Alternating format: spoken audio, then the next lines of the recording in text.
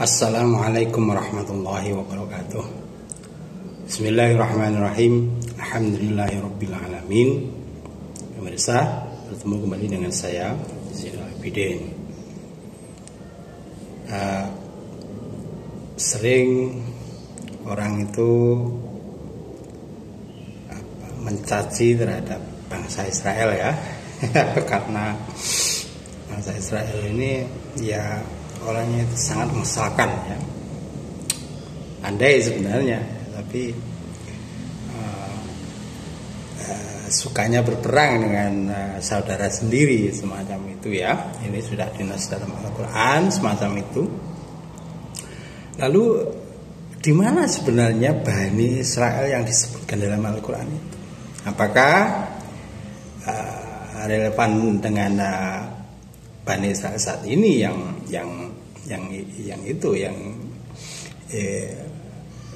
terbentuknya tahun dari 1448 itu ya, kemudian menjadi negara Israel saat ini yang beribu kota di Tel Aviv itu. Apakah memang demikian adanya menurut Al-Quran ya? Saya meyakini bahwa Bani Israel yang disebutkan dalam Al-Quran itu bukan Bani Israel yang saat ini tidak semuanya ya, maksudnya seperti itu. Bahkan kalau saya membaca Al-Quran kemudian mempelajarinya dan menemukan satu ayat mana ayat itu mengisahkan sesudah Nabi Sulaiman wafat, kemudian diteruskan oleh keturunan-keturunannya hingga beberapa dekade berikutnya, karena umat ini akhirnya menjadi lalai ya atas nikmat-nikmat, atas karunia-karunia Allah yang sudah diberikan. Maka di situ disebutkan bahwa Bani Israel dihancurkan, singgasana Nabi Sulaiman ini dihancurkan sehancur-hancurnya, ya, sehancur-hancurnya. Kemudian saya mulai meneliti ya, di mana sebenarnya letak Bani Israel yang disebutkan oleh Allah itu, ya. Kalau menurut saya bahwa dunia ya saat sebelum Nabi Sulaiman, saya sangat meyakini bahwa daratan di dunia ini tidak seperti saat ini menjadi 5 benua ya macam itu.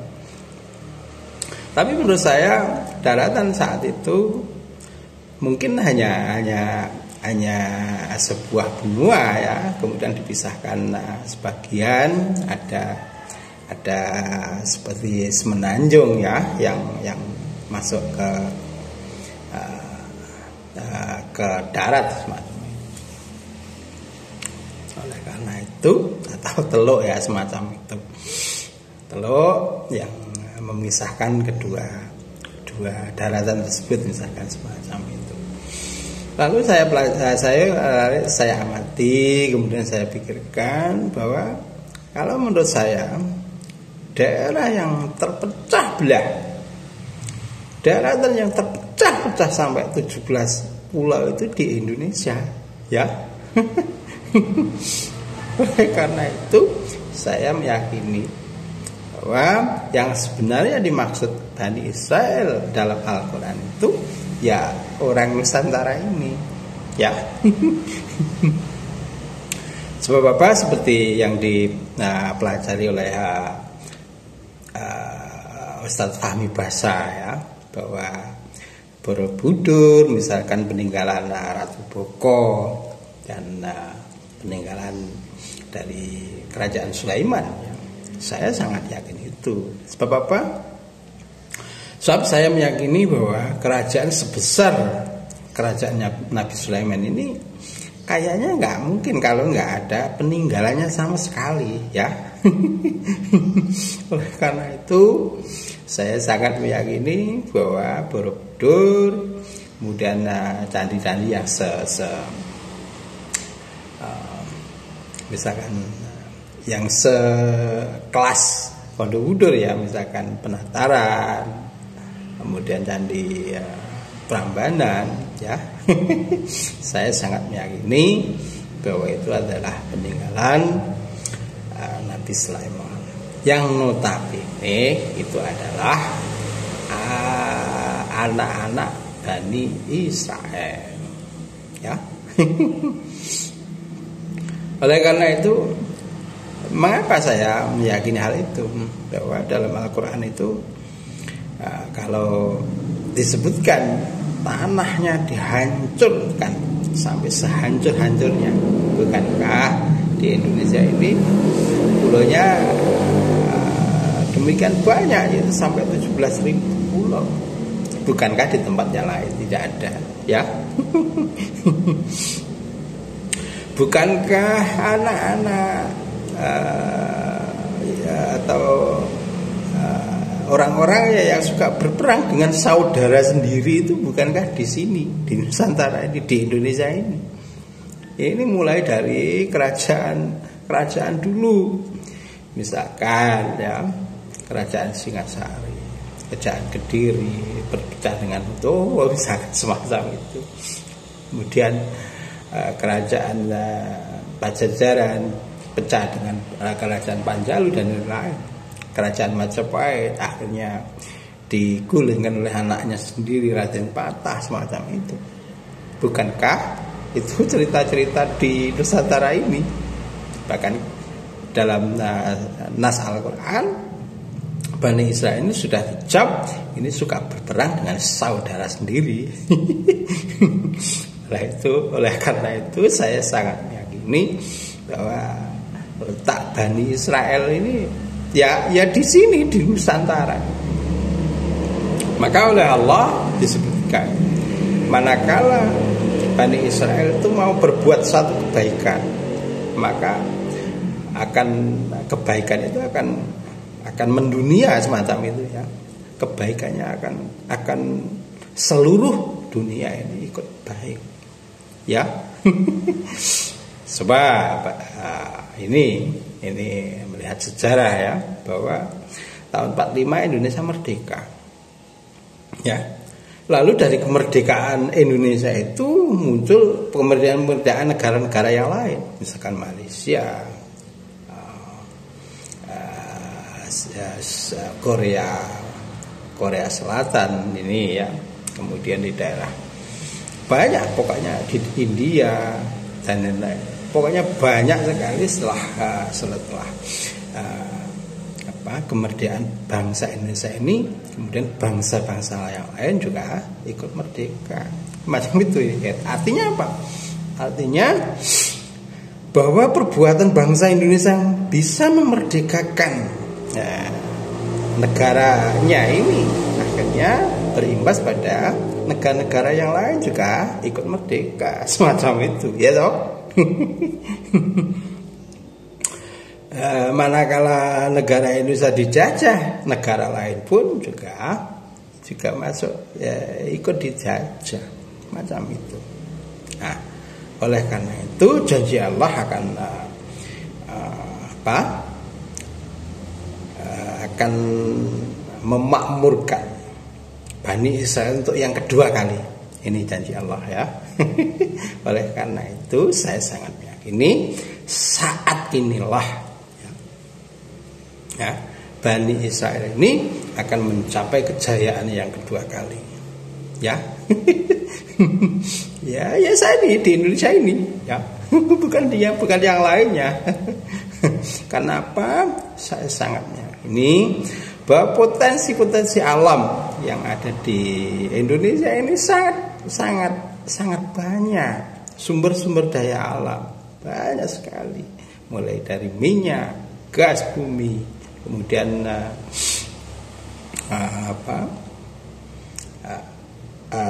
tambang batu bara, emas dan lain-lain ya, boksit dan lain-lain, pokoknya banyak, semuanya ada di sini. Oleh karena itu saya sangat meyakini bahwa Bani Israel itu sebenarnya adalah orang-orang Nusantara ini, orang-orang Indonesia ini ya, sebenarnya ya menurut pemahaman saya dalam Al-Quran ya. Karena sudah disebutkan di situ, setelah Nabi Sulaiman itu akhirnya digantikan oleh anaknya, kemudian sekian ratus tahun akhirnya masyarakat itu semua pada lupa ya, tidak pernah syukur dengan Allah, akhirnya dihancurkan sehancur-hancurnya. Bukankah hanya Indonesia yang di dunia ini yang memiliki pulau yang 17.000 itu ya? Bukankah tidak ada yang lain? Ini saya sangat meyakini, walaupun dalam Al-Quran tidak disebutkan secara spesifik di mana Bani Israel itu, saya sangat meyakini bahwa Bani Israel itu ya orang Indonesia ini ya. Bahkan ini sesama saudara berperang tiap tahun, tiap hari ya. Iya. Ini contoh menurut saya ini sangat cocok dengan ayat dalam Al-Quran itu, bahwa Bani Israel ini suka bertengkar dengan sesama saudara ya. Bukankah hanya di sini ada Raja Majapahit misalkan diberontak oleh Raden Patah, yang Raden Patah itu anaknya sendiri. Misalkan Prabu Ken Arok ini ya, Raja Ken Arok ini diberontak oleh anaknya Anusapati. Ini anak angkatnya sendiri. Kemudian anak tunggul Ametung ya, bukan Anusapati. Kemudian dibunuh oleh anaknya. Ini saling bunuh-membunuh itu. Bukankah ini sangat relevan dengan apa yang dikatakan dalam Al-Quran? Demikian toh ya. Oleh karena itu saya sangat meyakini bahwa Bani Israel itu sebenarnya ada di Nusantara ini. Memang kalau di Nusantara orangnya kalau kadung pandai ya pandai beneran.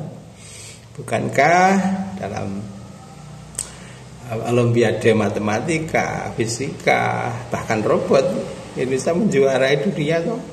Ini bukti bahwa kecerdasan bangsa Indonesia itu, bangsa Nusantara ini luar biasa seperti yang disebutkan dalam Al-Quran itu.